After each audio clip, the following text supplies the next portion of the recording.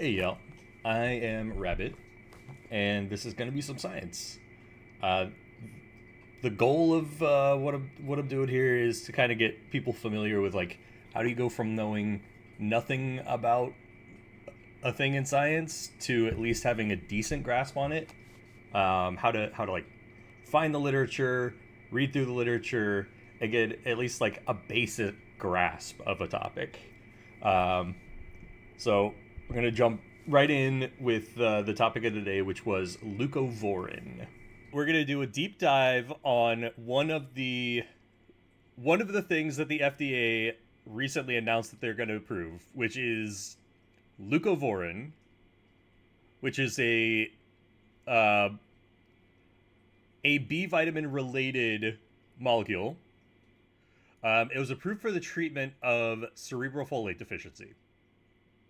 It was also very overtly stated, like you can see in the FDA announcement here, to be intended for usage with children with autism, which is at this point an off-label usage of leucovorin. And so I wanted to go into just like how we're gonna do a literature deep dive on like, first of all, what is leucovorin? Because pretty much nobody like outside of medicine had heard of this until a couple of days ago, and now of course most of the United States has heard of it. Um, so kind of an important topic.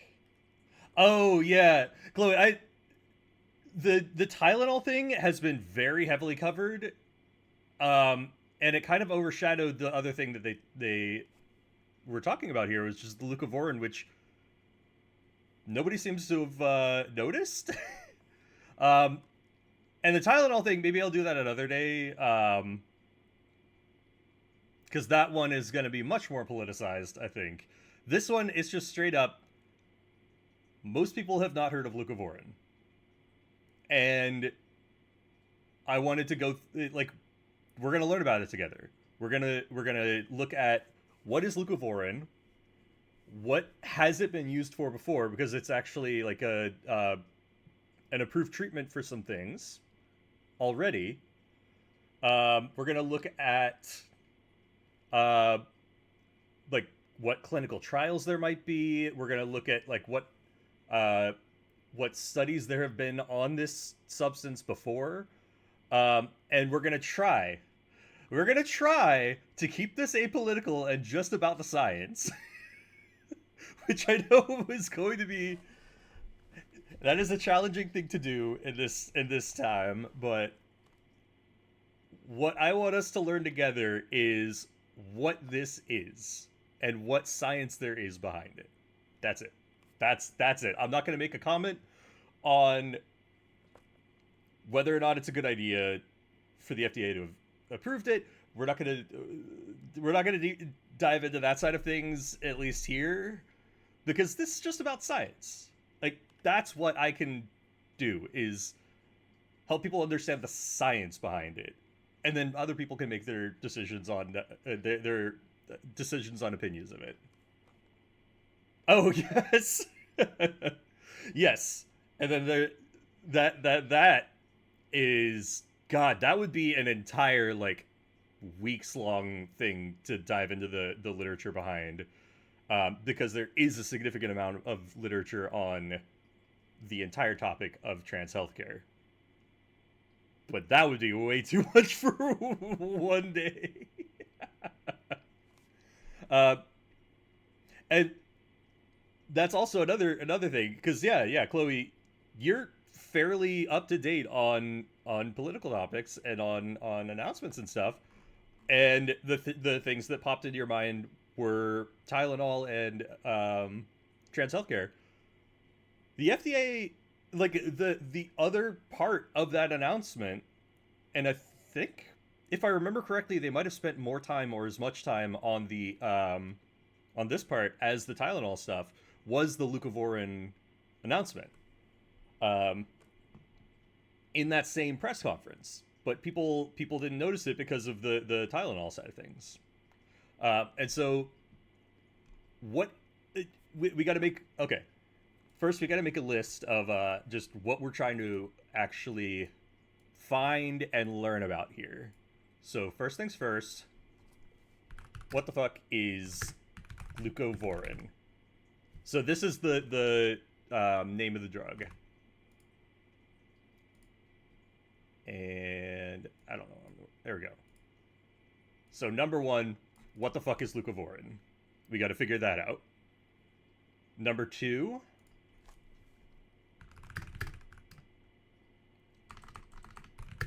let's see. We got to be careful how we word this too, so that we actually think about it in the right way. Because these are the questions that we're going to try to answer by diving into the literature. So, what has leucovorin been studied to treat?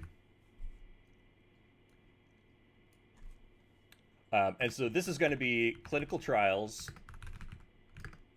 and scientific publications.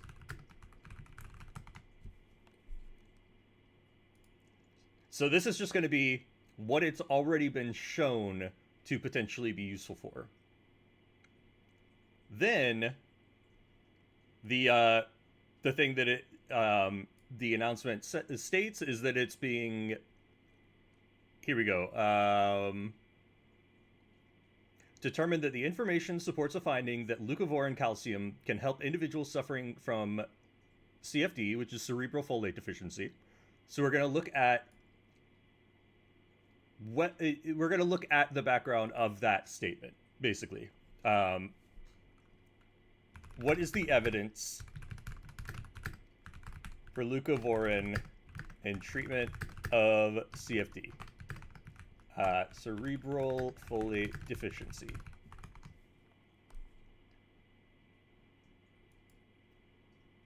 So these are pretty much our three questions that we have. Is just, what is this thing? What is the literature behind it? What's it been studied for? And then what evidence is there in the treatment of the thing that is being stated for the first part that it is a treatment for? Those are our only goals to start with. So the first thing, and this is a great place to start, it's gonna sound ridiculous, and teachers might yell at me for it, but we're gonna Google leucovorin, and we're gonna go to Wikipedia first. Because as ridiculous as it sounds, Wikipedia is a surprisingly good starting place to dive into things if you're careful about it. That's the important thing. You got to be careful about what you take from Wikipedia. Like, number one, always check the sources. Always check out sources, because anybody can edit Wikipedia. Yeah, Lindsay, like, it's a good source if you're very careful about it. Never just read things on Wikipedia and assume that they're correct, because anybody can change it just about at any time. But you got sources. You can check those sources. And it's a good starting point to find those articles, because it's got sources. You can go to those sources. It's also a great source to find things like the names of this thing, because it's just stated as leucovorin, but now we can look here and see what the other names are. And that is a very important thing for researching stuff, is you got to know all of the things that has been called throughout the course of the research. Because it could be that leucovorin is a recent name. So you go back 5-10 years and you don't find anything. It's like, oh, it's only been studied recently. But no, maybe it was studied under a different name for 50 years before that. Who knows? So this is our one of our first steps. So we can pull out the couple of names here. And that's going to be in the other names section on Wikipedia. Wikipedia has a great format for pretty much all drug information. You can do this for any drug that you're interested in. I've done this a lot for things like the Zoloft that I take, because I love learning about drug mechanisms and stuff.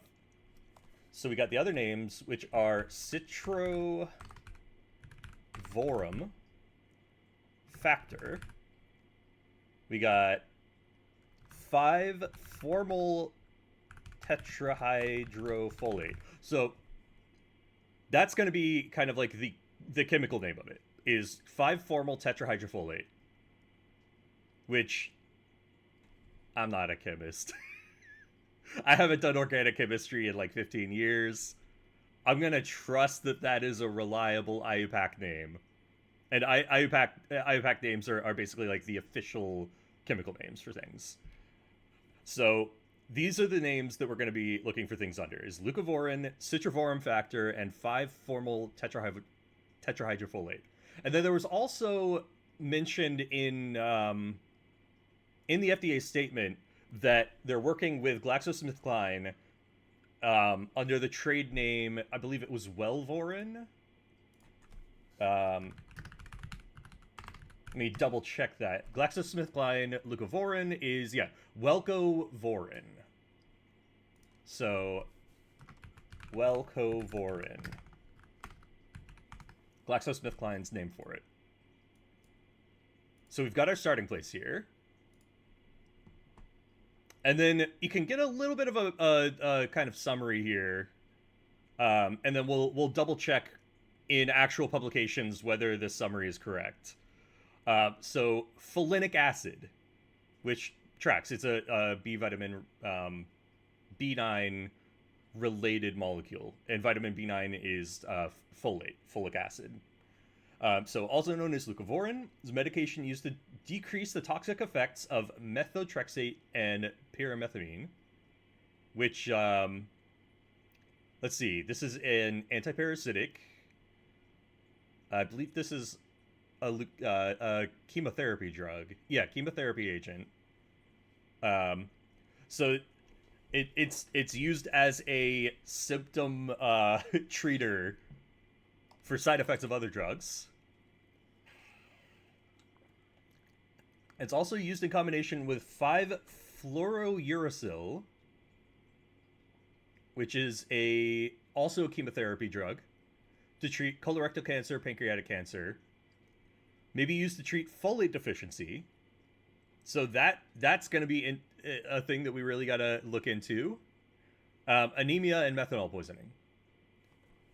So the folate deficiency here is going to be important because cerebral folate deficiency is one of the things that it's said being stated to be approved for. So we got sources here.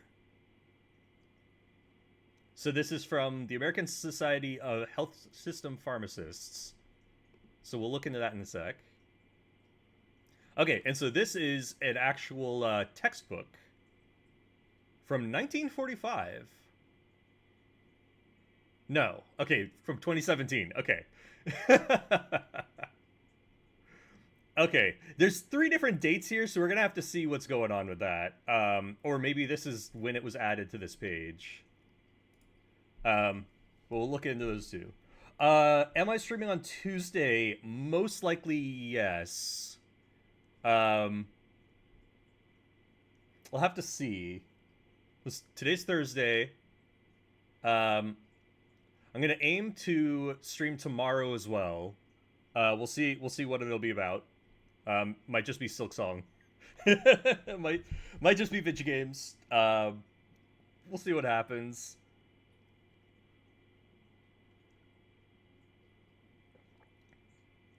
All right. So taken by mouth, injection. Side effects, which not super important at this point. Folinic acid was first made in 1945. Okay, so maybe that textbook was from 1945.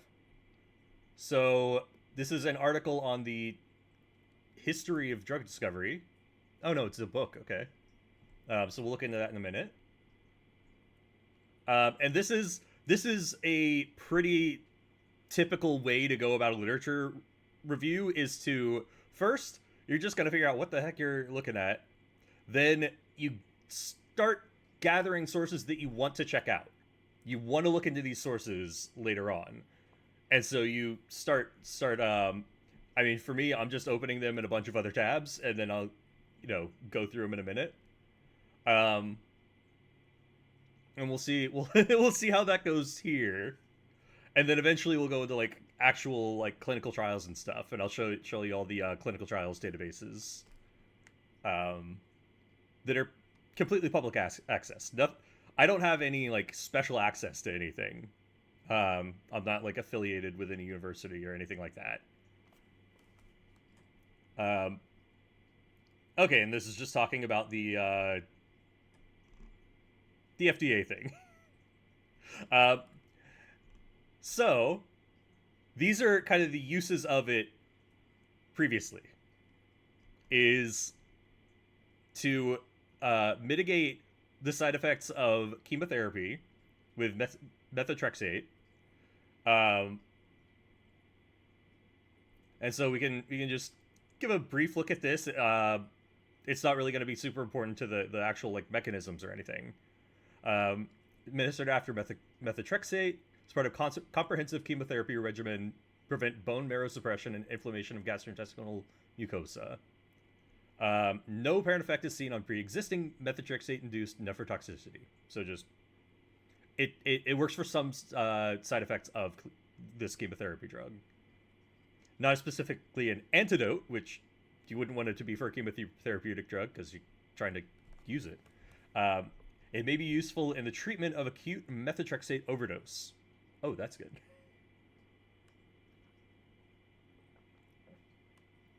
Okay, just going into more detail about the methotrexate thing. Just side effects. So cerebral folate deficiency was just kind of the big one for us right now. Folinic acid is also used in the treatment of cerebral folate deficiency, a syndrome in which the use of folic acid cannot normalize cerebrospinal levels of 5-methylfolate. And so this is a big one, and this is actually this is an important, a really interesting side topic, in my opinion, especially because I have a methylfolate reductase mutation that a huge number of people actually have. This is actually a really, really common mutation. I think it's the last I read, it was somewhere like 1 in 10 to 1 in 8 people of European descent have a mutation in methylfolate reductase, which means that we don't process vitamin B9 very efficiently. If you have one copy of the mutation, it's like a quarter of the efficiency. If you have two copies of the mutation, you have very little ability to use vitamin B9. I actually even have on my desk a 5-methylfolate supplement that I take every day because of that mutation, so that I don't get a folate deficiency. And this is specifically a cerebral folate deficiency. And so folinic acid is previously been used for just this treatment. So we have a source here, cerebral folate deficiency. This looks like it's a review on the usage of, or well, not even the usage of leucovorin. Sorry, this is a review on cerebral folate deficiency. That's going to be an incredibly important one for us to look through. So let me make sure that I can even look at this. See if I have access to the PDF. Beautiful, we have this. All right. So this is going to be, this is a very short review. Let's see, developmental medicine and child neurology. So we're going to look into that in a minute. Okay, other uses or indications, also a very important subject. Folinic acid is also used in combination with the chemotherapy agent 5-fluorouracil in treating colon cancer. So this is, it sounds like similar to the methotrexate thing. Yeah, used sometimes to prevent toxic effects of high doses of antimicrobials. Hasn't been well established, but we're not super interested in that at the moment anyway. May be prescribed in the treatment of toxoplasmosis. Interesting. Which toxoplasmosis is a parasite as well, usually associated with having cats.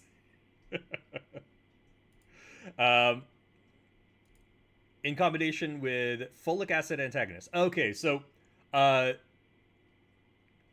folic acid antagonists and other things that target the folic acid system are often used as far as I knew, mostly antibacterial, like antibiotics. Um, Interesting, they're also used as antiparasitics because they poison B vitamin usage, which B vitamins are incredibly important to pretty much all avenues of life, at least in the as we know it.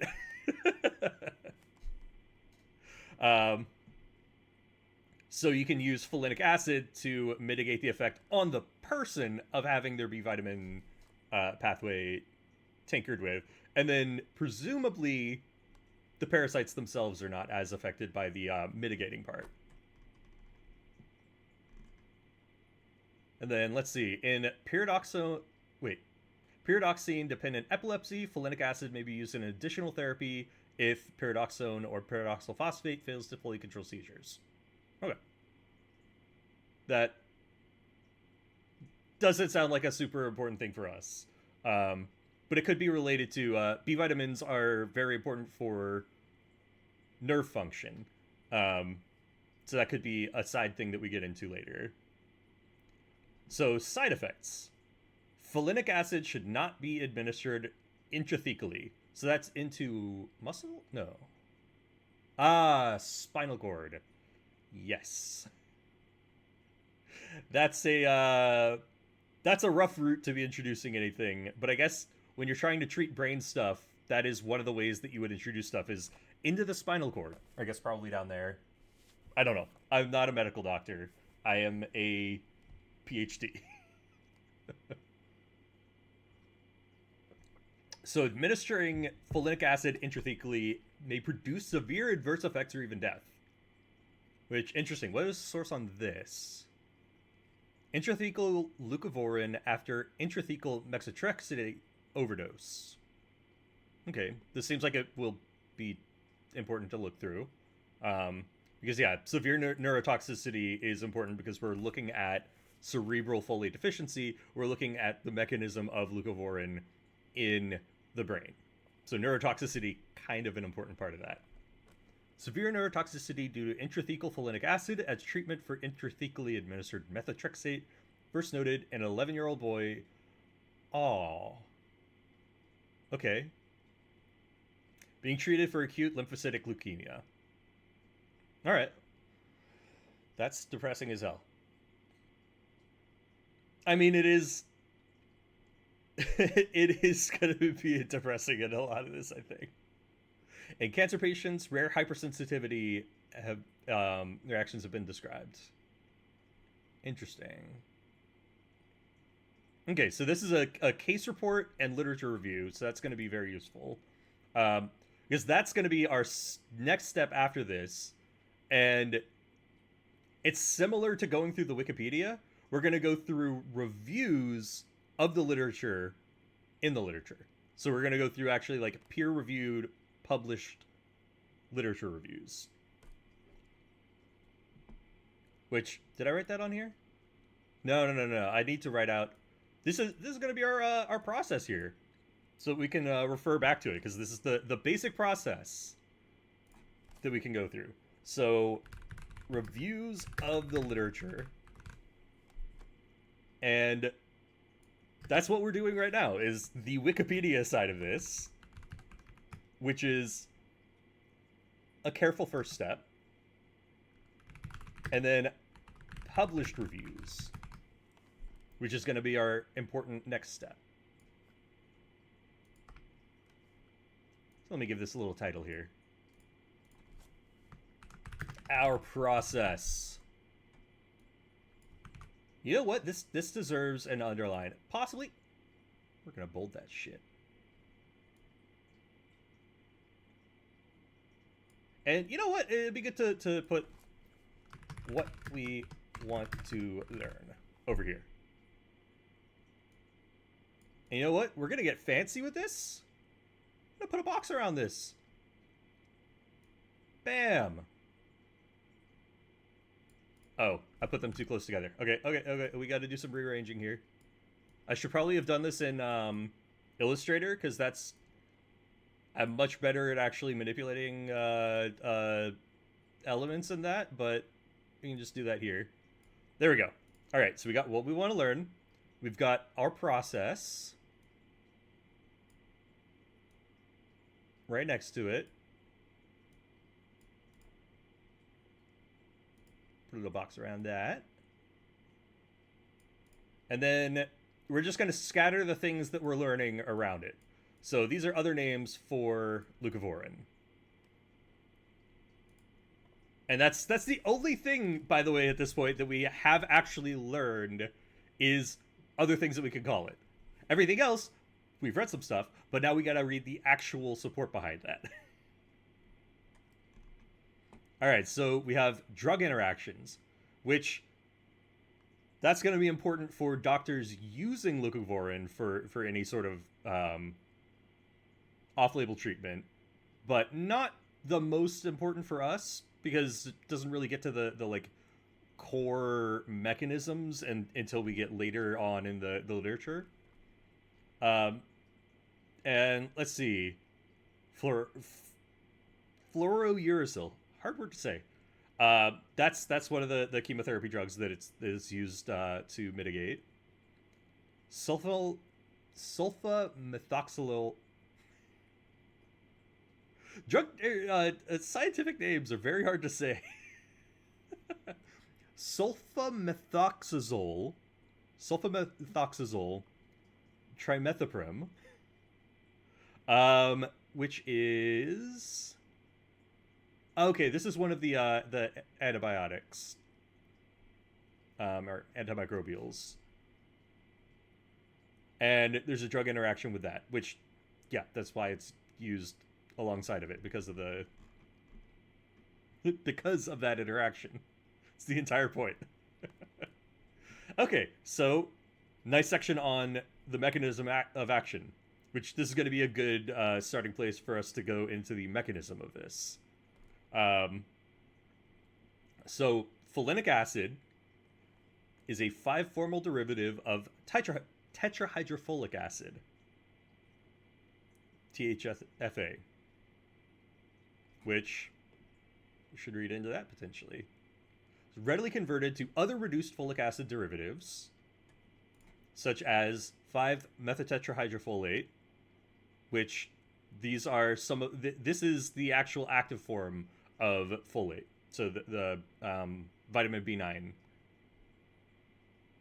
And so that this is a very important point here. Has the vitamin activity equivalent to that of folic acid because it's processed into the same downstream thing as folic acid. And now we do want to have an actual like a source for that.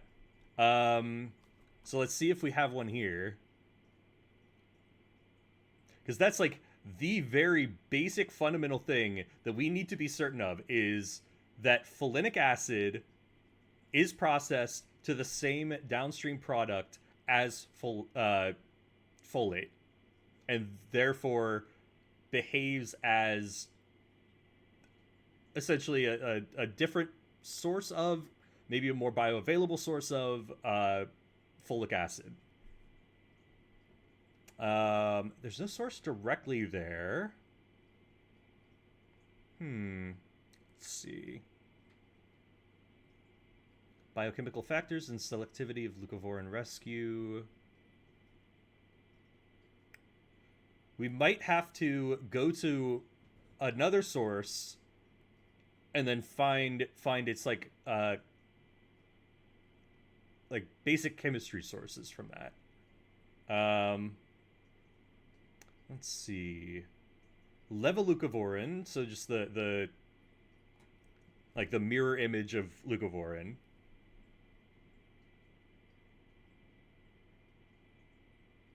And then this is the original FDA approval of leucovorin. Let's see. This is one of our other sources. I know I'm using an ad blocker.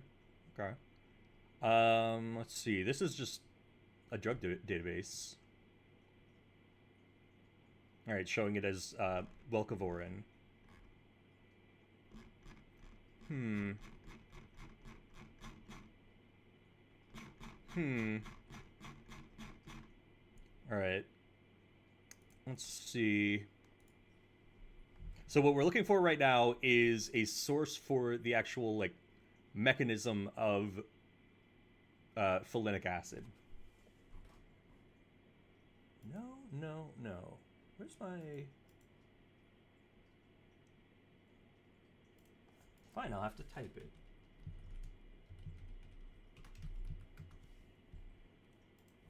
Hmm. Lost my my banning buttons.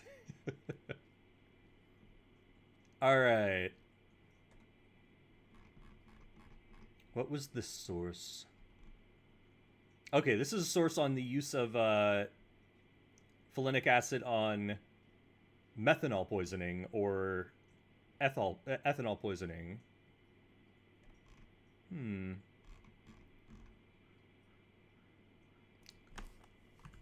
Interesting. Is that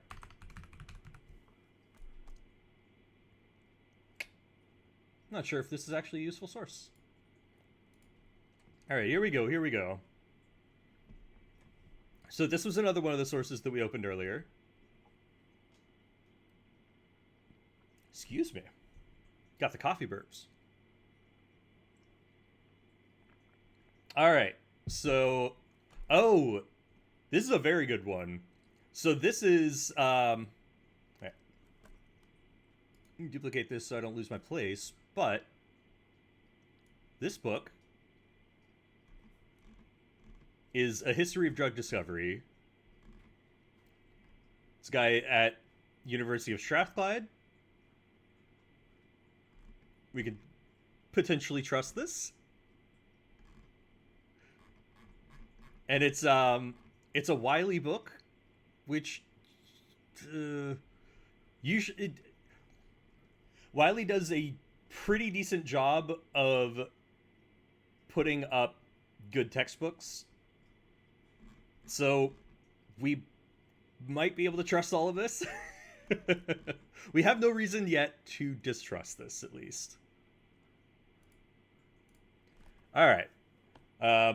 So folinic acid, and we could, if I was doing a very like skeptical literature review and wanting to like absolutely fact check every single element, we could look up this guy, see his other publications, we could see his like his academic background, we could look up that kind of thing. Um, but at this point, we don't have any reason to be skeptical of the basic facts of this. So, folinic acid is a growth factor required by leuconostoc citrivorum, which that's where the name comes from, leucovorin, okay? Known either as citrivorum factor, leucovorin, or folinic acid. So it's isolated and synthesized by Liderle chemists. No idea what that is. And so here we have some very good sources that we can go to. Just writing down the numbers so we can look in the bibliography in a minute. So these are like basic chemistry sources, so that we can confirm potentially like the that it's turned into a folic acid downstream product. So it acts as an antagonist of antifolate drugs, been used clinically to treat methotrexate toxicity. Such treatment is described as folinic acid rescue. Folinic acid enters human cells by the folate uptake pathway. Once inside the cell, which that's very interesting. It enters by the same pathway as folate, which makes it very interesting that it's usable as a treatment for folate deficiency when, or for cerebral folate deficiency when the cells aren't uptaking enough folate. Which maybe it is then a downstream metabolism issue. So like methylfolate reductase deficiency is. So we can. I'm gonna put that in questions that I have for looking into later. Because that's another important thing is whenever you have a like, maybe that's an interesting thing, or what's going on here? Those questions can lead you into really interesting stuff that maybe somebody else didn't think was important, so they didn't write about. Um, that's also how you usually go in if like, you're like running a lab or doing a project in a lab. That's how you get into new topics and discover new things. Is it's just a little itch in your brain of just like, hang on a second. So we got questions. I'll put that in another box over here in our master paint document.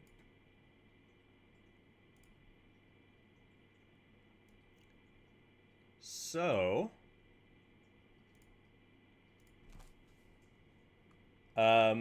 what we want to know is the mechanism of leucovorin treating, or the mechanism of cerebral folate deficiency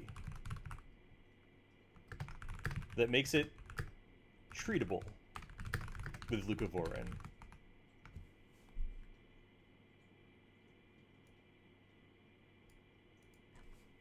Because, and we got to make sure that we remember why this was a question. Um, folinic acid we'll just quote this from the paper or the book. Enters human cells by the folate uptake pathway. Let's make these a little bit smaller. Yeah. Have more room for questions. Always have more room for questions. I will have many. All right. So we got our list of questions starting. So back to the actual literature. So folinic acid enters human cells by the folate uptake pathway. Once inside the cells, it's rapidly metabolized to 5-methylene tetrahydrofolate. So that is the actual like active folic acid metabolite that you need for actual like functions of folic acid. That's why, again, my supplement is 5-methylene tetrahydrofolate. It's also got some other stuff in there. An active form of folic acid that can participate in a 1-carbon transfer system to convert uracil to thymine. Which, important part of the amino acid synthesis pathway. Or wait. Is that? See, things to fact check. It's been a long time since I did biochemistry, so we're going to double check.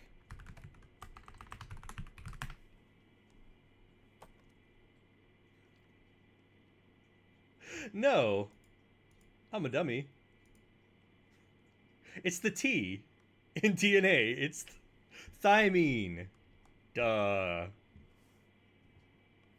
Silly. Yeah. So it converts the uracil from RNA into thymine for DNA so that you can actually produce DNA, which is a very, very important thing to have. You can't actually replicate DNA. You can't have cell division without a source of thymine. You can't have DNA repair. Well, you can have some kinds. Not all DNA repair uses new bases, but in any case, having the like pieces of DNA is important to being alive and healthy. So folinic acid is thus able to bypass the blocking of tetrahydrofolate formation caused by antifolates. Okay. Yeah, so you have antifolates. They block the production of these folic acid metabolites. So you push more into the system from one end, and you push out more folic acid metabolites. You just kind of push through the system, overwhelm the antifolates. Okay, so now we can go to these two sources here, 66 and 67, as basically we probably don't need to read through those entirely, but we can at least double check that. Oh darn, lost it. You can find it again. Here we go. Page 435. We just want to find the sources are omitted from the book preview. That is kind of annoying. This is one downside of being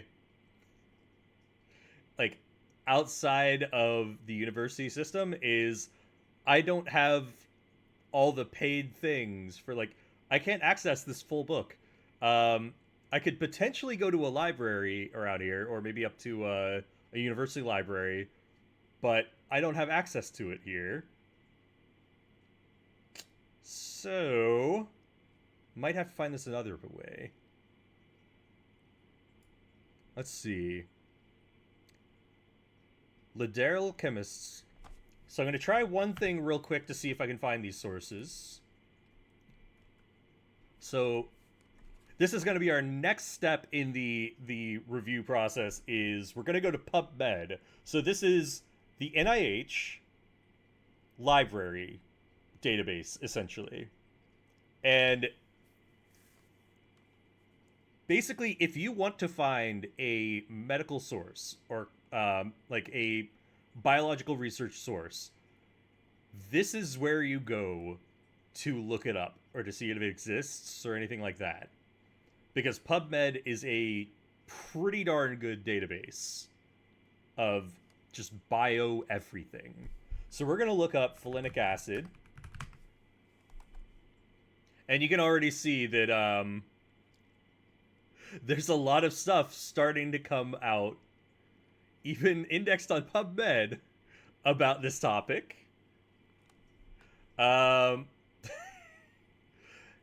They're starting to index a lot of things, in a lot of editorial stuff, too. But what we're actually interested in, and these are important options over here on the side, is we're looking for reviews.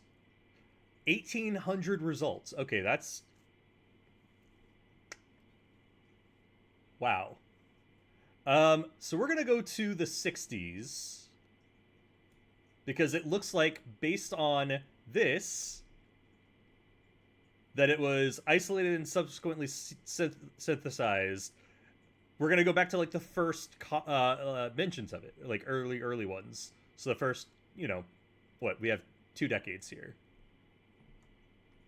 We're going to look through these. Just starting at the oldest one back here. Go to the last page. So, we've got inhibition of folate biosynthesis and function as a basis for chemotherapy. These are some reviews on the actual, like, usage of it. Do we have a... Here we go. This is... let's see if we have this full text. So this is a very, very old paper, which is good news because that means it hasn't been reinterpreted and reinterpreted and reinterpreted before we're actually reading about it. And this is talking about the actual rescue ones. So we don't necessarily want to look at that part. What we're looking for here is, like, the mechanistic background of this. And we want to see if that information is in this paper. So we're just going to skim through it. Let's see. Leucovorin rescue in man. Based on studies by Golden and Associates, noted therapeutic index. It's enhanced by the use of leucovorin. Let's see. Does it talk about the actual mechanism of that?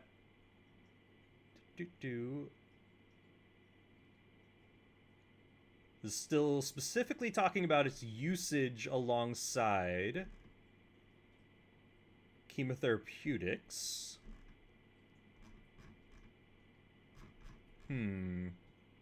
No, it looks like this is mostly going to just talk about the clinical aspects in chemotherapeutic mitigation. Let's see.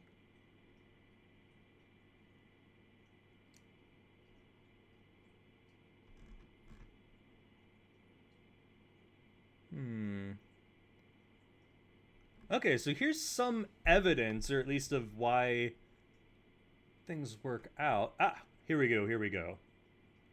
All right, so series of purification steps, including ammonium sulfate fractionation, gel filtration, and you've purified enzyme.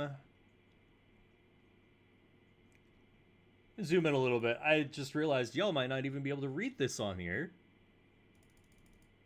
There we go. There we go. Can actually see the words that I'm reading now.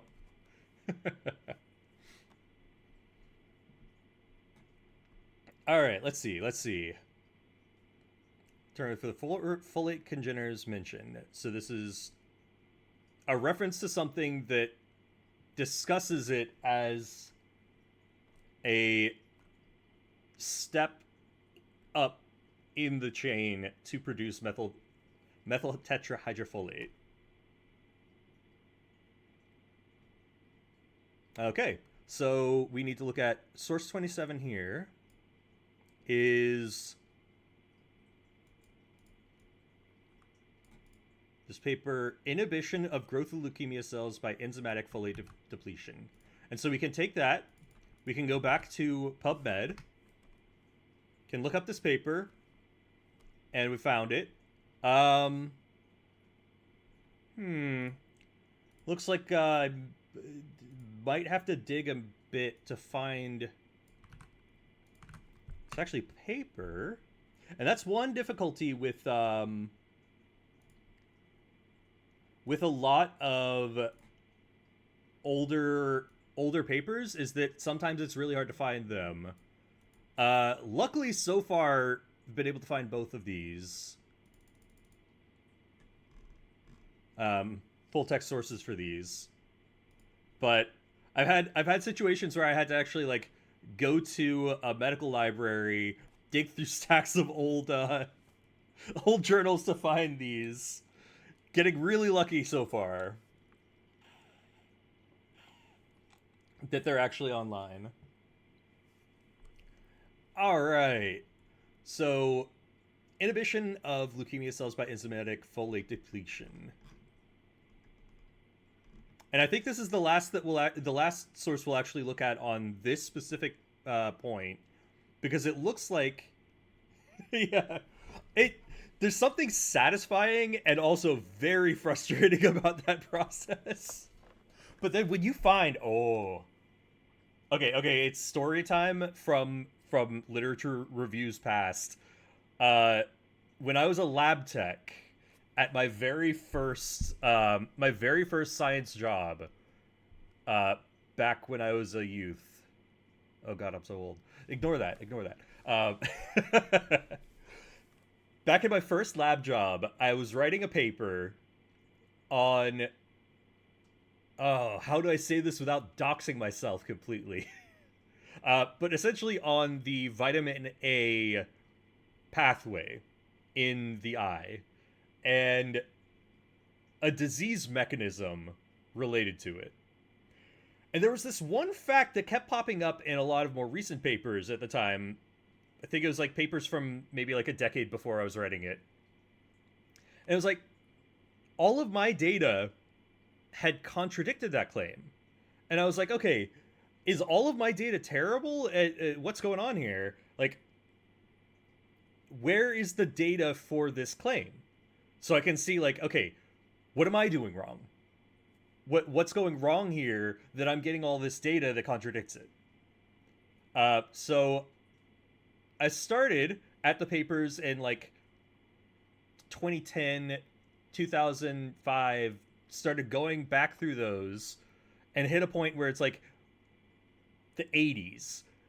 None of these papers were online, so it's like, oh crap, I have to go to the library to find the sources because I had gotten like 4 or 5 different layers of sources back and still hadn't found actual data. It was just people referring back to a previous paper, which was a reference back to a previous paper.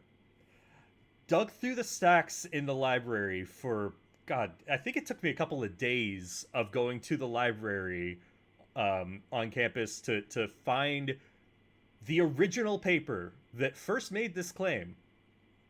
And it turned out it was never data. There was no data whatsoever for that claim. The very first paper in their discussion section said one thing that we could think could happen is this. This is a possible thing that studies in the future will need to look into to see if this is true. The next paper had cited that discussion statement as a fact. And because it was cited as a fact, the next paper cited that one as a fact, and then it became dogma in the field. Yeah, that is just the classic chain of, it's not even it's so easy to look at and think that is so dishonest, so disingenuous, and it was just one person writing one paper didn't read one of their sources carefully. So maybe they were under pressure to put out the publication. Maybe they actually were just lazy. Who knows? I don't even know them because it was a paper from, I think the 70s was the one that cited it. So it was a paper 40 years before I was writing or reading it, or writing my paper, that had just cited it. And then everybody else assumed that they knew what they were talking about. Which it really does happen very often, which is why I've kind of gotten on this tangent here, and we've gone through like 4 different papers just kind of meandering around the topic, because it is critical when you're looking at literature to find where that idea comes from. And the best case is you find the actual data that's like, if I read this data, do I come to that same conclusion? Or does this data say the same thing that they claim it does? And then you can go from there, and you go through the citation. It's always best to cite the original paper for anything that you ever do. But it's also completely understandable why people don't. Like, see, it's taken, what, we've spent probably like 15-20 minutes just trying to show that folinic acid, leucovorin, is used as a folate like alternative in the body, essentially. Just like a very fundamental concept here, like a very basic idea that everybody in the field so far has been agreeing on, but we don't have the actual data here. And it would be very shocking for it not to be true, because all of the mechanisms that it has been used for, like the chemotherapy side effect mitigation, the folic acid antagonist, or the folate antagonist, difficult to say, folate antagonist, like, treatment, the for overdose of folate antagonist, it wouldn't make sense to function as a treatment for that unless it does act as a folate alternative. But it's still important. It's still important to always check these things. And so that whole digression was just to say, we still gotta check. We still gotta go a little bit further, but it won't be too much longer here. All right, so back to the paper. Where were we in this paper? Let's see.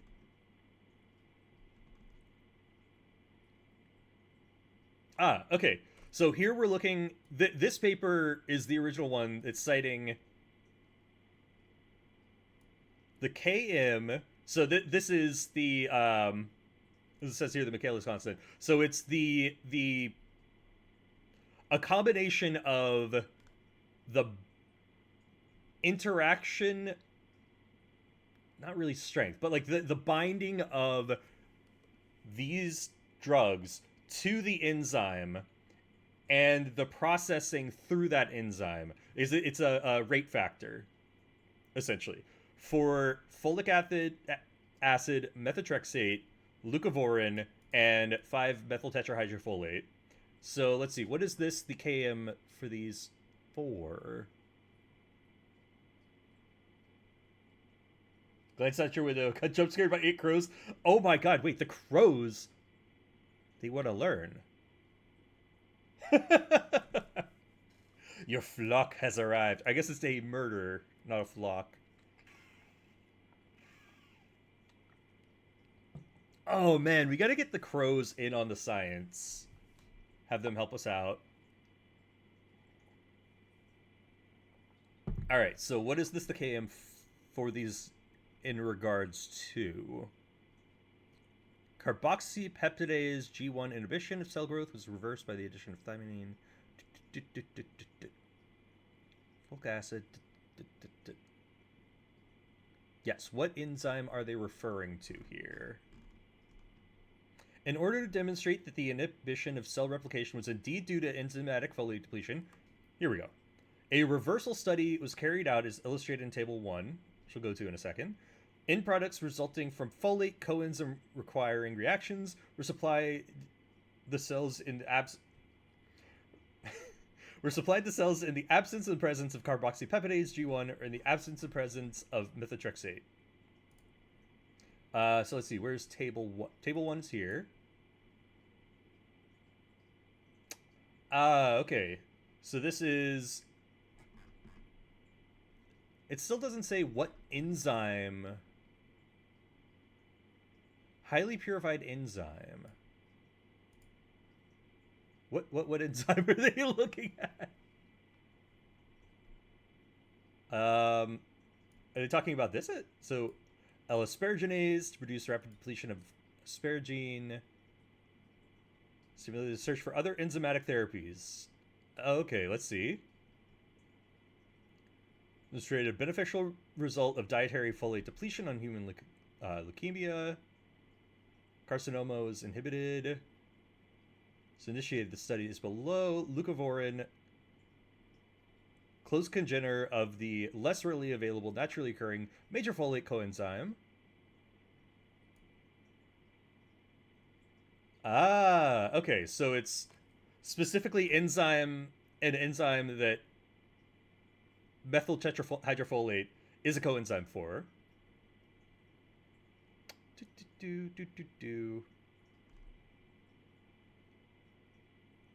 Select an organism. All right, so this is their model organism selection.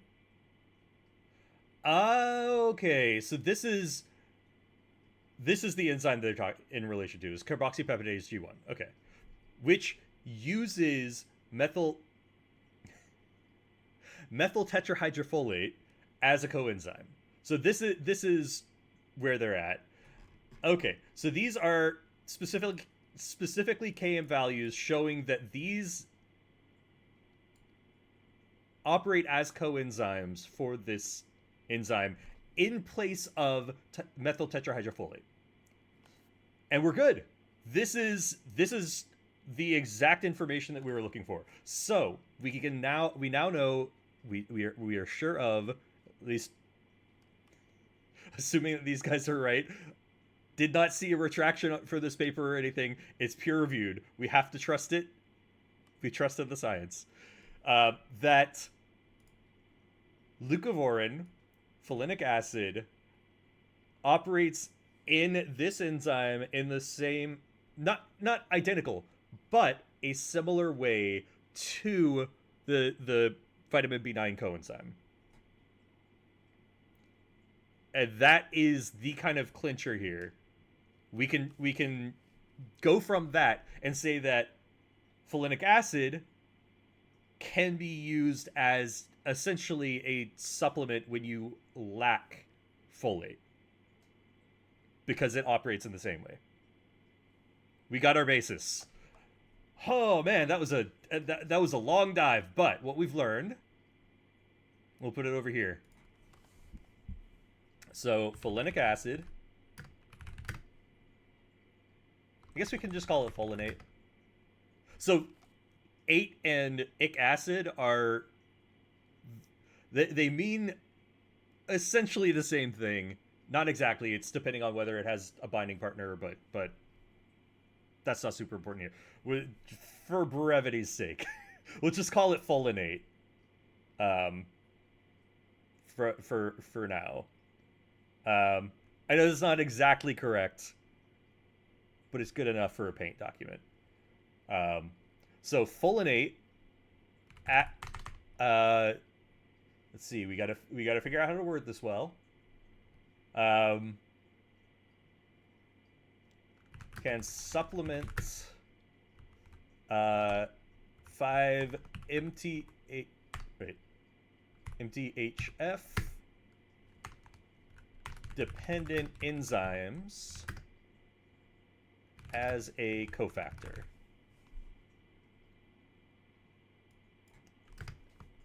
In vitro. So that's an important thing. The situation here is they're doing this in vitro. This is not in a living organism. So this is what we've learned. Isn't science fun? This is why people lose their minds in science, is just verifying information can be exhausting. Okay, so we don't need those two papers anymore. We don't need that. Oh, we don't need the tetrahydrofolic acid thing. All right. So now we have what the fuck is leucovorin. We have answered this question. Could put it, and now we can do the most delightful thing ever. Put a little check mark next to that. We know what the fuck leucovorin is now. It is a precursor / supplementary source for 5-methylfolate, methyltetrahydrofolate as a cofactor. Oh god, we've answered a question. That's that good feeling. That's that good science feeling. Is we went through the literature, we understood the literature, we found the source, and we've got actual sturdy information. Woo! Science. Okay. And so now, this is actually a really good place to bounce over to our paint document and look at what we actually wanted to learn and the questions we had, which is, it makes sense if it is, as we just learned, a supplemental cofactor or coenzyme, that it could be used to treat a folate deficiency. But this is the important link to this next these next two questions, because our questions are: what is the evidence that leucovorin, or what is the evidence of leucovorin being used to treat cerebrofolate deficiency?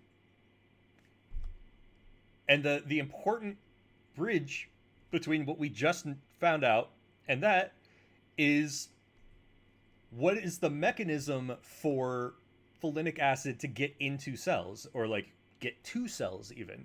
Like, if those cells are folate deficient, why can you not just supplement them with folic acid?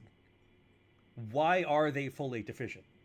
Which this gets into like disease mechanism stuff. So we're gonna go to that review that we saw earlier on cerebrofolate deficiency, and that one looked really short, so maybe we'll have to go find another review on it. But that's the nice thing, is we've got PubMed. We can look at other reviews on the same subject. And so, oh, I forgot to update our process here. So we do reviews of the literature, we dig for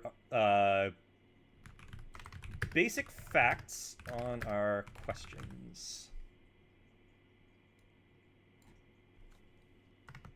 And that means find the original source / data. This was the step that we just did. And wait, make that bigger. Oh, that's too big. It's probably big enough. All right. So we start out with a review. We dig to the basic facts on our questions. We found the original source for that data. Let's get a nice little arrow down here. Arrow. Beautiful. And then we're going to loop back to our reviews. And now the review that we're looking for is on specifically cerebral folate deficiency. Because we want to know, this is our question right now, is we found out what leucovorin is. How does it actually treat this problem? How does it circumvent the issue of that is present in this problem? So we're going to go to that source we found earlier and see how useful it is. So this is a review in the Developmental Medicine and Child Neurology Journal, which I've never heard of. I'm going to look up real quick what this journal is. Developmental Medicine and Child Neurology. Okay, it's a Wiley journal, which Wiley's just a big publisher of a, come to think of it, crazy amount of scientific journals, and also books. A lot of them, like the chemistry book that we were looking at a bit ago, was a Wiley publication. And let's see. It looks at least reasonably decent. Doesn't look like a suspicious journal. Sometimes you run into journals that are either like paper mill journals, like that all they exist for is to increase the number of publications for authors. And they might have like sketchy peer review processes. They might barely have peer review in some cases. These are they're more common now. They're usually fairly easy to spot. Is that they have extremely high acceptance rates. They have fairly low citations. And they have very, very quick turnover.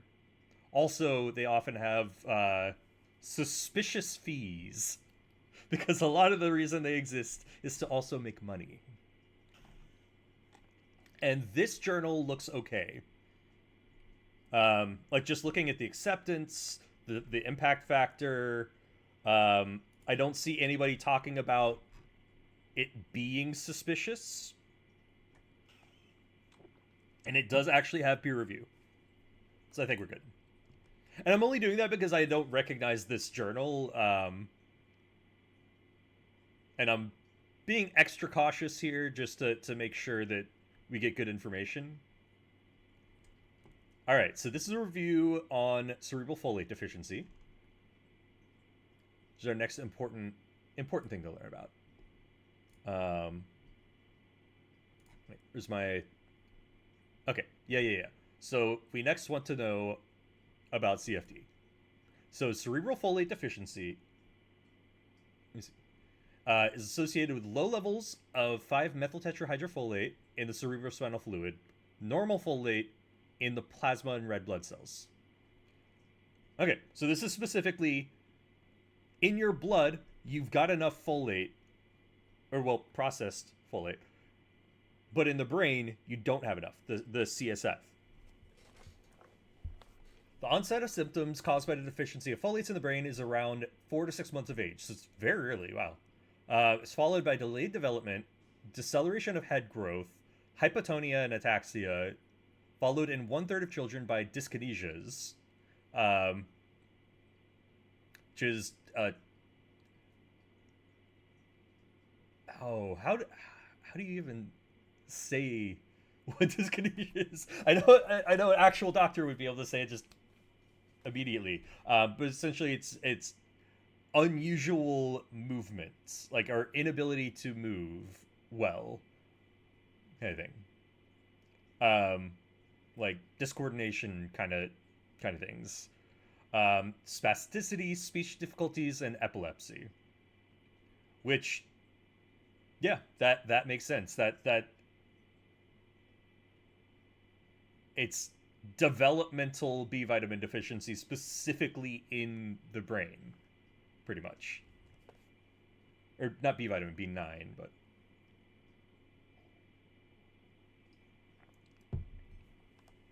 the low level of 5-methyl tetrahydrofolate in the CSF can result from decreased transport across the blood-brain barrier. Okay. So most probably because the blocking of folate transport into the CSF by the binding of folate receptor antibodies to the folate receptors in the choroid plexus. That's interesting. Okay, so um, in the summary here, it's saying that the reason that the brain specifically in this condition has too little methyl tetrahydrofolate is that it's being blocked at the blood-brain barrier, probably because of blocking of the transporters with antibodies in the blood to the folate receptors. So that would suggest that it's kind of an autoimmune condition. I wonder why the body would produce those. I mean, autoimmune conditions, they're very odd.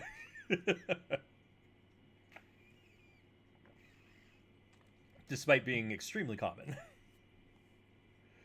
Huh.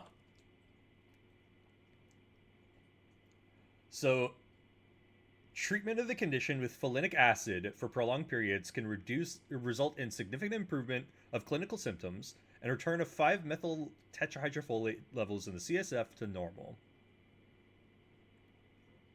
Okay, well, we'll have to look through the actual like evidence for that they should be showing, or at least referencing.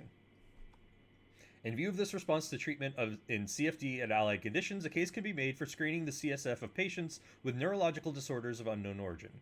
This is an incredibly important caveat in this situation, which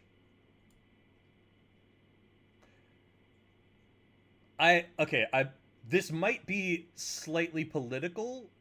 I'm unsure, but it's a scientific statement that when you have evidence for the treatment of a condition with a certain treatment, this is the way to go about figuring out whether that treatment is applicable for other things.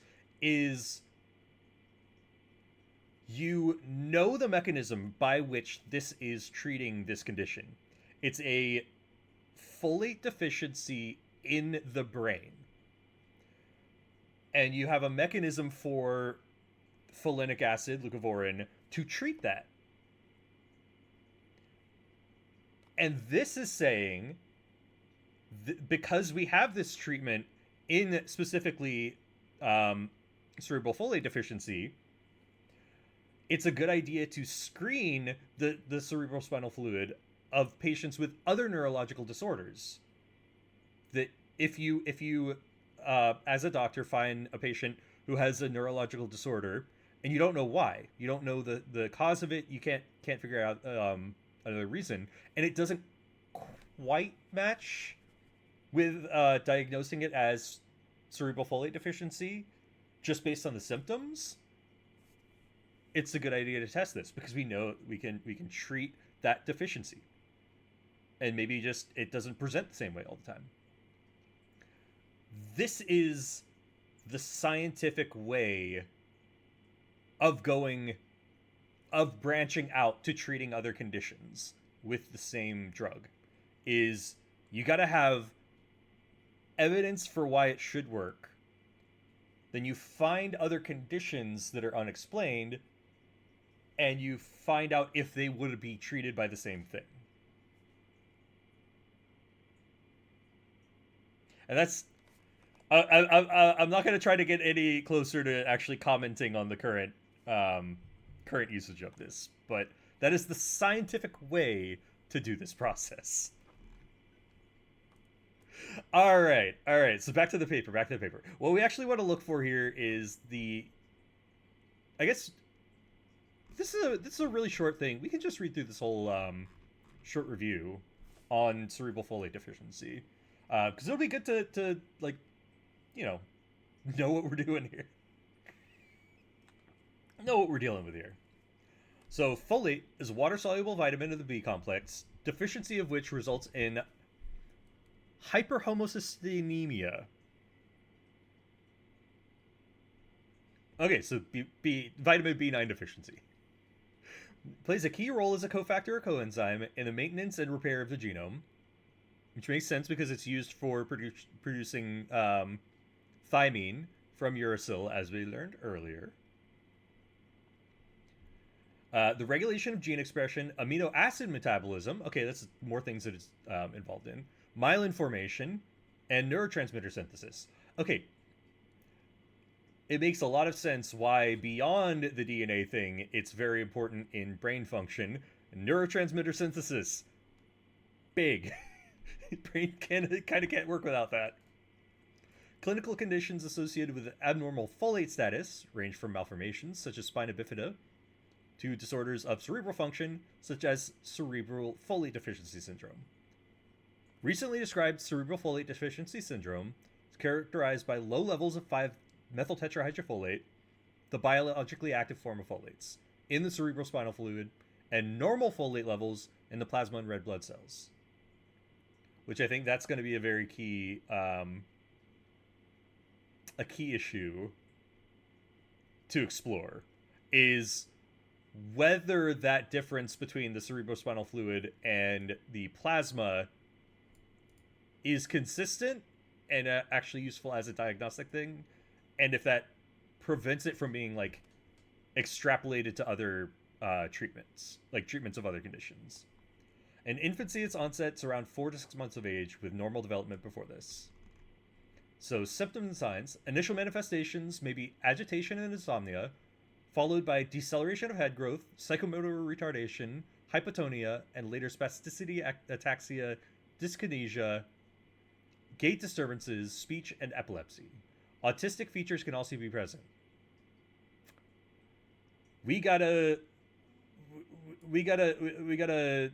put this on the docket for looking at later. So that was a citation, or a reference to citation 6.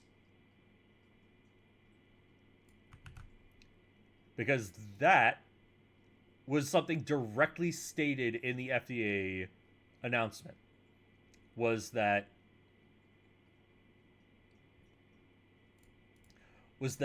cerebral folate deficiency has autistic features, which is their bridge to treating autism with leucovorin.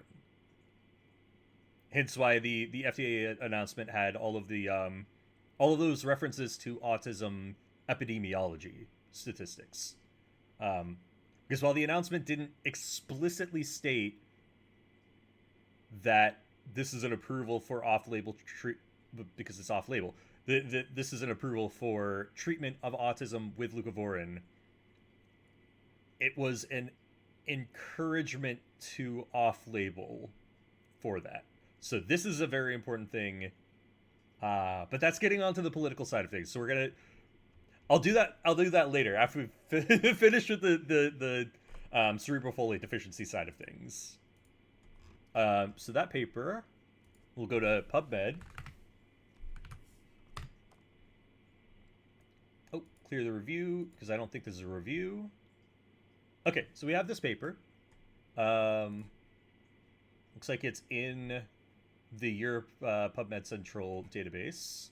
So we should have full access. Free full text. Go to the publisher site. if my internet will obey. All right, here we go. We got that for later. That's yeah. I will add that to our questions for later. Uh, hmm. All right, we're gonna put spicy topic because that's gonna be that is a spicy one. Um, let's see if the autism-like symptoms and relation to between folate deficiency and and we'll just say autism. So that's going to be our spicy topic later. And this is where it gets really sticky because what we're doing here is fully scientific review. But it's touching on political issues because science has been a little bit politicized. But all we're looking at is this statement, the relation between this statement, autistic features can also be present, and whether there is any actual relation to autism, like diagnosed autism, that is unrelated to CFD. And for that, we'll get into literature later on. And this is why this is such a long process, too.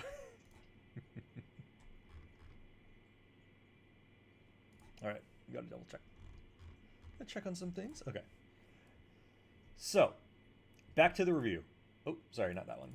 The one that we're already looking at. Sorry, I gotta close some stuff so that we don't bounce all over the place as much. All right, so after the age of about 6 years, visual disorders may develop. A severe polyneuropathy has been reported, but its relationship to CFD is doubtful. Interesting. So polyneuropathy is just a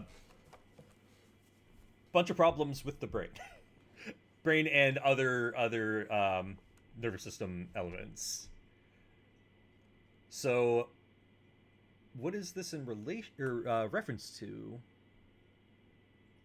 Visual disorders may develop. Severe polyneuropathy has been reported, but there's no citation for that. Which, I guess maybe that's in relation to this milk-free diet paper that's also cited. So I guess we'll have to look into that. Yeah, when we look into that later, we'll see. But I do want to quote that out of this paper because that is a very interesting statement. Because what is that in relation to? Like what polyneuropathy are they referring to, and why is the relationship to CFD doubtful? A severe polyneuropathy has been reported, but its relationship to CFD is doubtful.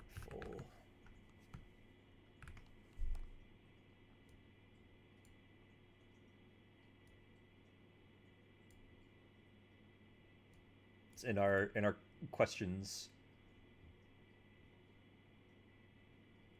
All right.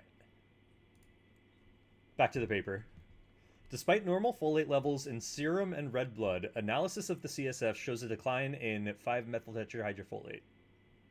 That's what we know about this, the condition, yeah.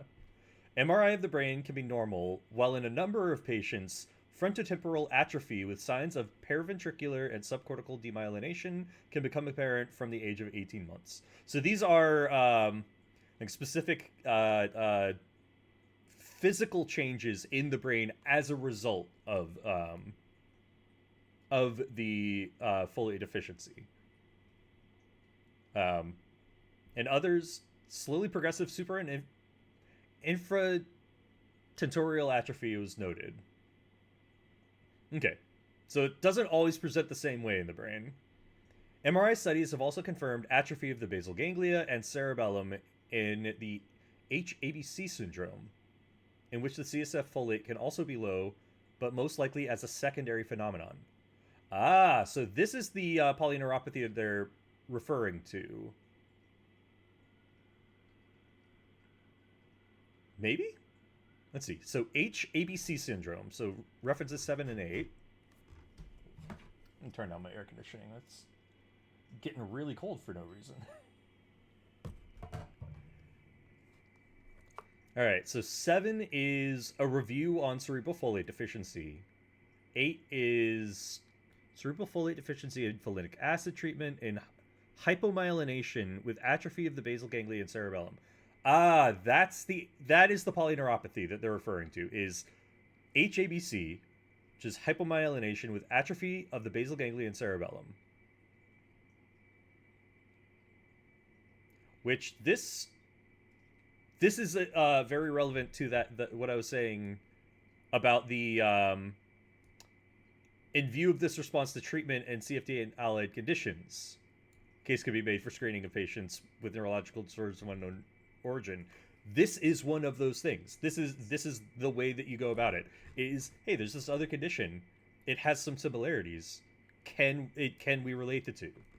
And this is a paper specifically, it looks like, on treatment of that syndrome with folinic acid.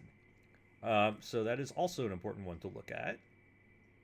Not quite yet, but in a bit. So we'll go back to PubMed, put in our paper.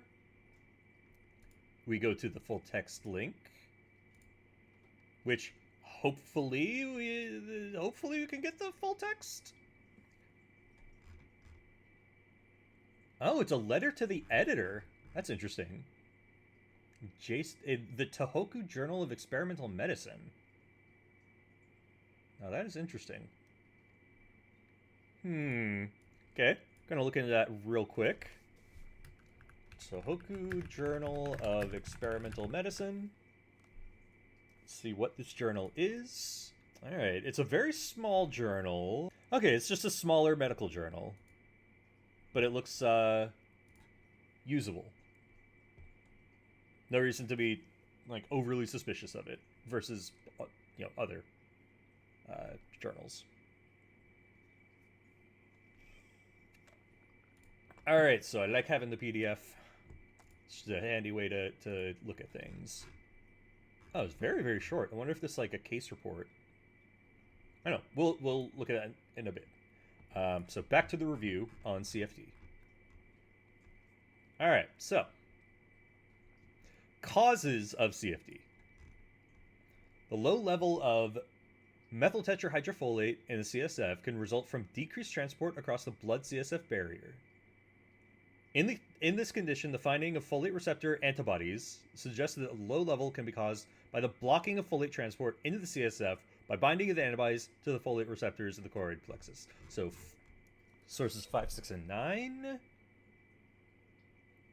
Got a review. We got the milk-free diet paper and autoantibodies to folate receptors in the folate deficiency syndrome.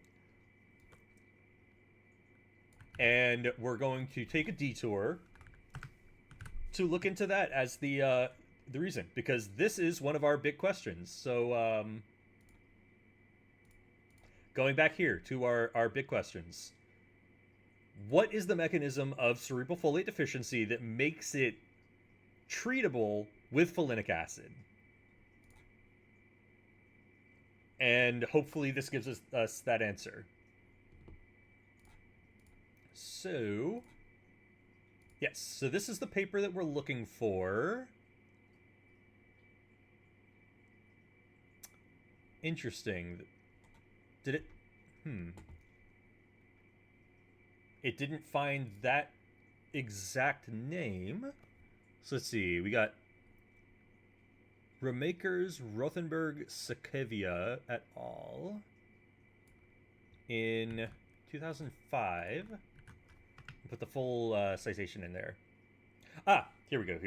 Oh, there's no hyphen, so it was a little confused. Um, doesn't have a full text link. So let me see if I can find it. So we have autoantibodies to folate receptors.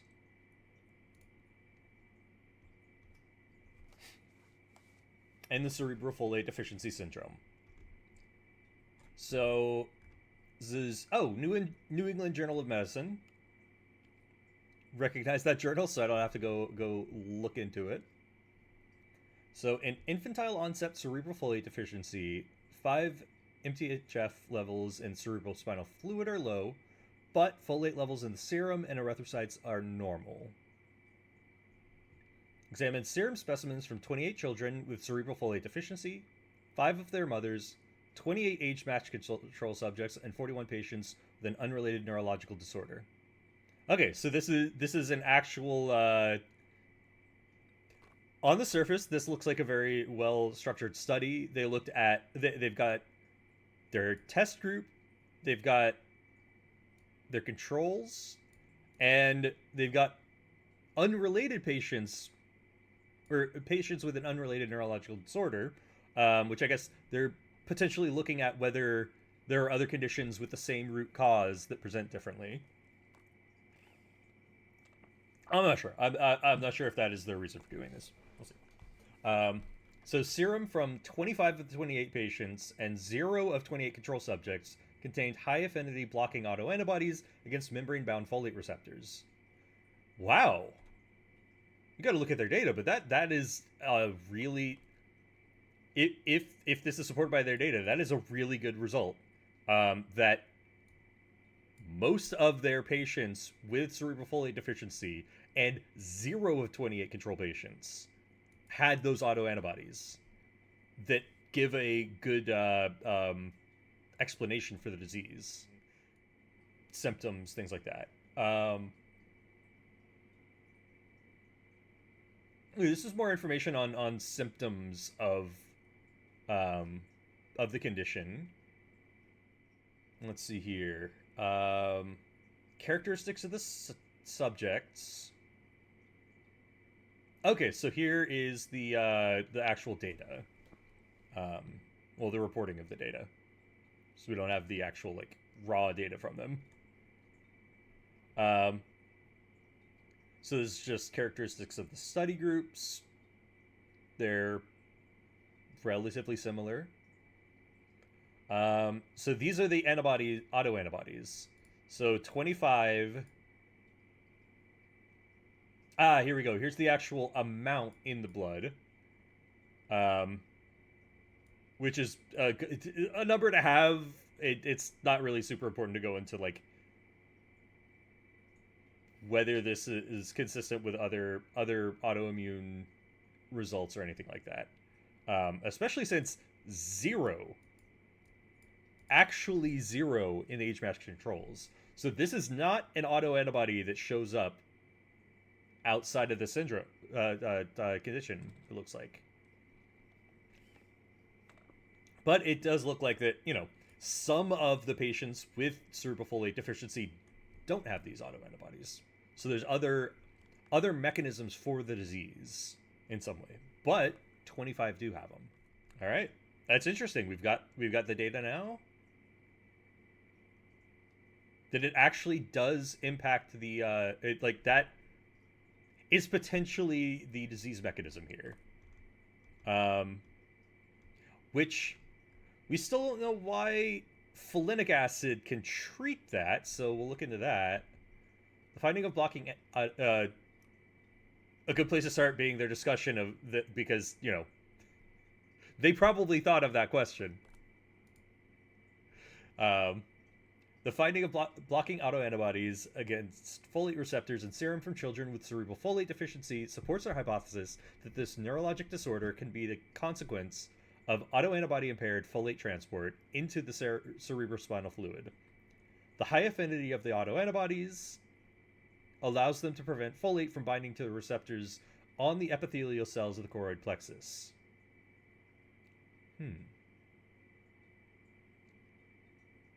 Which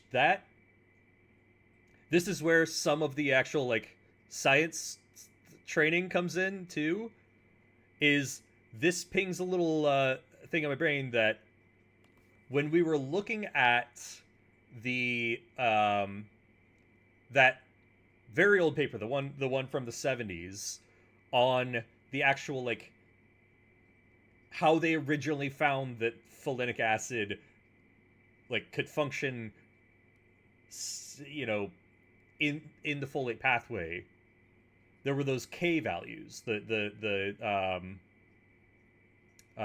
rate constant values, and those suggested that that folinic acid has a very high rate constant relative to folate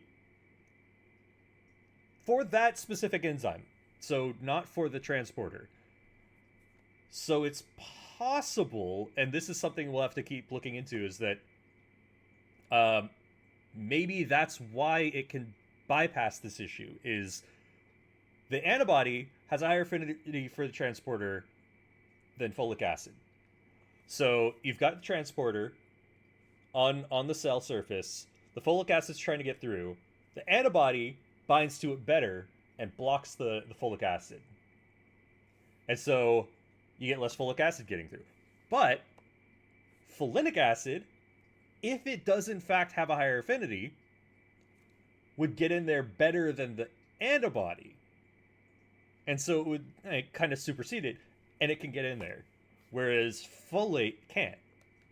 So that could be, and this is just speculation based on things so far, that could be why it works as a treatment, is that it gets into cells past the autoantibody. The antibody blocks folate, but isn't strong enough to block folinic acid. Possibly.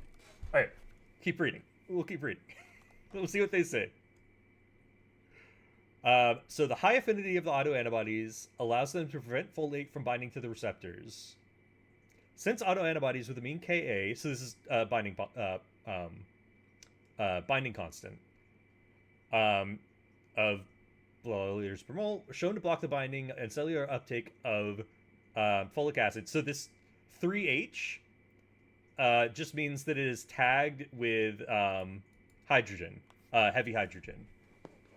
And that's just a pretty common assay, like a way to actually like test these binding constants, is that you have a radioactive, like a very lightly radioactive folic acid, or like the hydrogen 3 is slightly radioactive, and so you can read the radiation of the folic acid to read out quantities. Autoantibodies with a higher Ka, such as those in the serum from subjects with a cerebral folate deficiency, would have a similar effect. Okay. Autoantibodies against GPI-anchored folate receptors preferentially bind to epithelial cells on the plasma side of the choroid plexus. Folate receptors in the lungs and thyroid gland could be affected by these blocking autoantibodies. The folate receptors on the luminal side of the proximal renal tubules do not be affected because immunoglobulins do not pass through.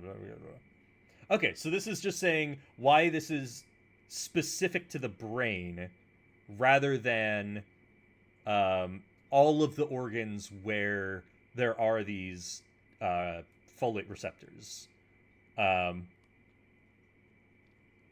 Which that gets into like expression of different receptors. It gets into like renal biology here. So I don't know enough about those to fact check this, but it's also not super important for what we're interested in here, is like the actual disease mechanism. But it does make sense. There are differences in receptor expression throughout the body, and differences in where in the body antibodies can go. So we don't have a reason to necessarily distrust that.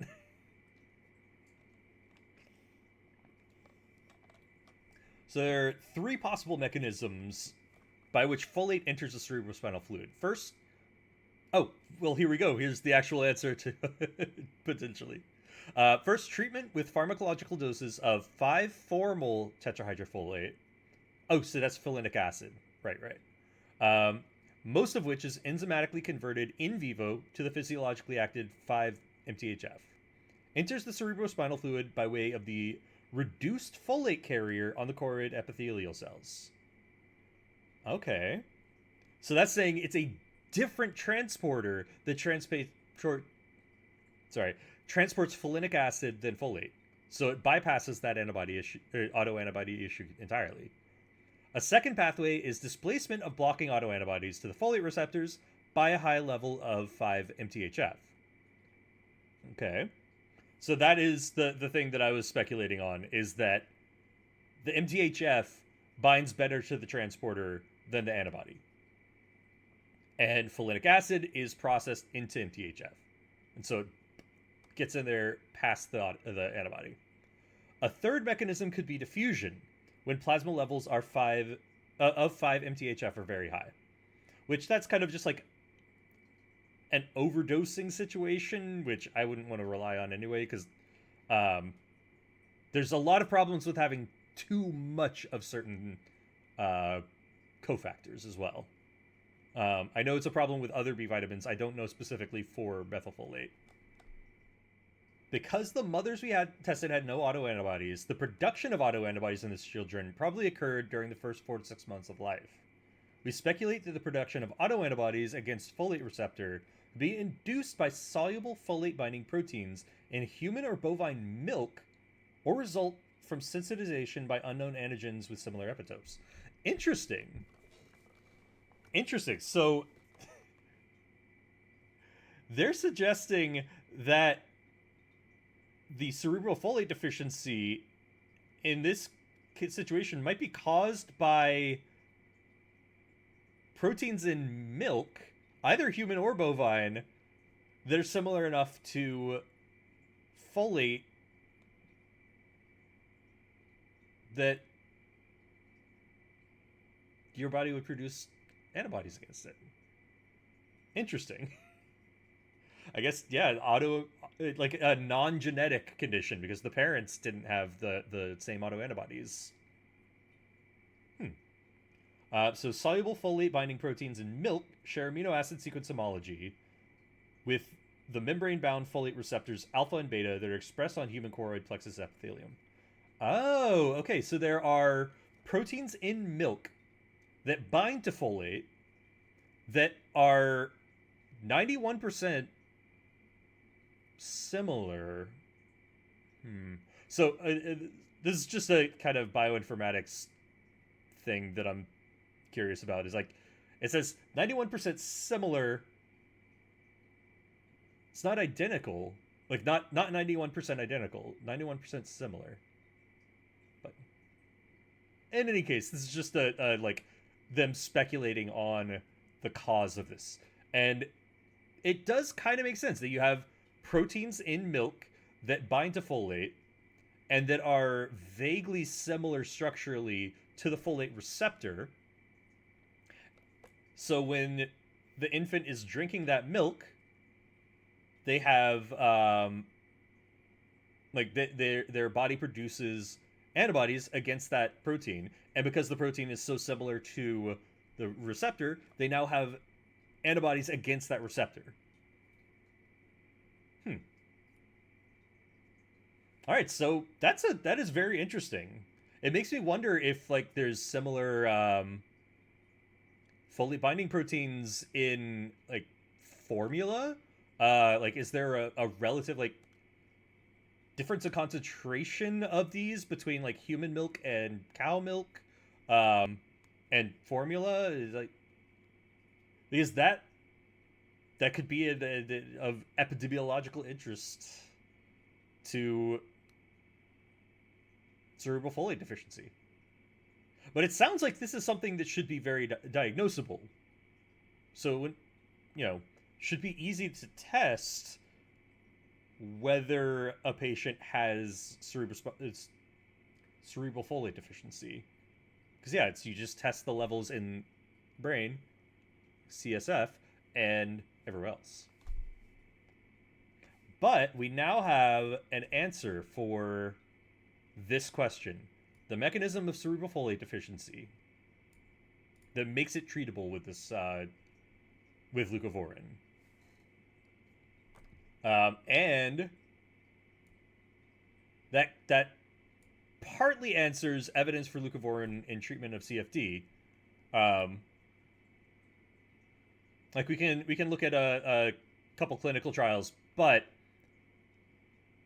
essentially this is just treating a deficiency with the thing that you're deficient in. So it's, in this case for CFD, it's not really questionable why this would work. It would be surprising if it didn't work, but we can just check on clinical trials for this. I'm sure GlaxoSmithKline has clinical trials for this leucovorin in CFD treatment. And we spotted earlier that there was an FDA approval for leucovorin in this treatment. I think 2008 it said. But we now have an answer for this. Oh, whoops. Where's my drawings? Okay, there we go. Get my brush. We have an answer for that. Put a big green check mark. Oh, we love learning things on that. All right. So we have that basic question answered. Oh, and we can just X off this severe polyneuropathy. Because that was the that other condition, HABC, I think it was called.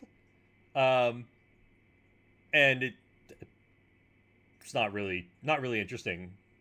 Because the relationship to CFD was doubtful because it didn't have the same folate deficiency, or like 5-MTHF deficiency in the cerebrospinal fluid. So we can then check off this third what we want to learn point if we go into some clinical trials. Which clinical trials? That's going to be interesting to look at. All right, so that was the first part on leucovorin. Went through the basics of what the heck leucovorin is, like as a molecule. We went into a little bit of the background on what it's been used for previously. So in the next section, we're going to go into the clinical trials on the subject. We're going to see what actual evidence there is for it functioning as a treatment, and then we'll dive into more of the interesting parts of whether or not it might be related to autism treatment. So thanks for listening, y'all.